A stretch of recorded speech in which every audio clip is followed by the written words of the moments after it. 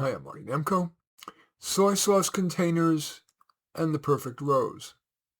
It started 40 years ago with 3 empty 5-gallon soy sauce containers that I stole from the back of a Chinese restaurant. You see, I was living in a student apartment, but for no good reason, was intrigued that roses bloomed 8 months of the year, unlike the 2 months back east where I was from.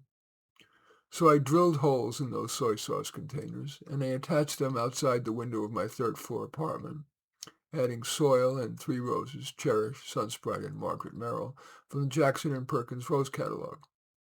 I chose varieties with that hybrid tea form that's so beautiful, that also were compact plants, and so they might not immediately outgrow those soy sauce containers.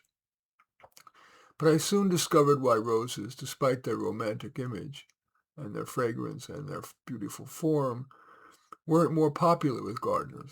They're a pain. Yeah, thorny pruning, but especially because most roses are subject to fungi requiring spraying that would do Saddam Hussein and Bashar al-Assad proud. This was pre-internet, so I went to the Stribing Arboretum Library in San Francisco and read up on breeding disease resistance in roses. There wasn't much. The majors were obsessed with flower beauty and fragrance. That was encouraging. I couldn't imagine why, even forgetting about the environment, that people would want to spend recreation time spraying with fungicides, mask and gloves urged.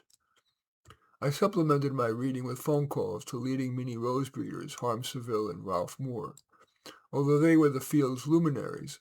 Because the field is of little public interest, they were happy to talk with me. Imagine if I tried to call Beyoncé to get her advice on singing. That day I started to make crosses. Fast forward 40 years, and I have a couple of roses long on the market, but I cringe at them. My current stuff is better. Alas, while this gorgeous rose that I have in the text version of this produces lots of flowers that are gorgeous on a compact, well-clothed, vigorous plant, is resistant to the big disease, black spot. It does get a lot of the number 2 disease, mildew. So I give plants of it away to neighbors and friends. I have a few other cultivars that are more promising and are under test by the aforementioned Jackson and Perkins and by Star Roses. I say all this as preface. I feel like telling you the criteria in the perfect rose, which alas I have yet to create or even seen in other people's roses.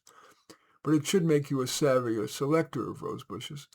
If you want me to cut to the chase, fine. Get Gemini, Black Magic, or Julia Child for a gorgeous flower, or for a rose that grows just 2 feet, Rainbow's End, Bee's Knees, or the disease-resistant oh-so-easy Italian Ice. But even if you're just curious about what I look for in a rose, first, hybrid tea form. If the form is nondescript, I might as well just grow a geranium, less hassle. Compactness, no long bare legs. I want symmetrical and well-clothed leaves, ideally dark and shiny. Disease resistance. The catalogs too often lie. So buy what otherwise looks good, but if you're seeing too much white powder on the leaves, it's not cocaine, it's mildew. If you see quarter-inch round or irregular black spots, it's, well, black spot. If the leaves are mottling and the undersides are orange, it's rust, usually livable. I'm not an environmental extremist, but I encourage you not to spray for anything. It's not worth it. And there's certainly more fun things to do than spray roses with fungicide. Now we get to the unfortunate punchline.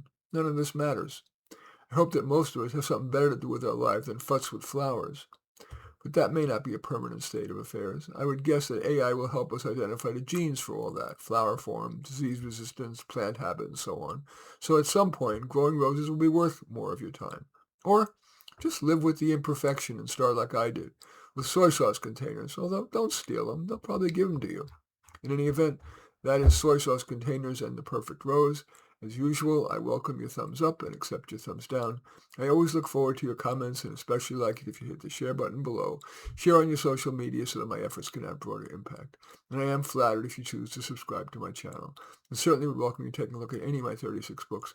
Perhaps most relevant to this is, I don't know, How to Do Life. But all 36 are on Amazon. In any event, I thank you for watching. I am Marty Nemko.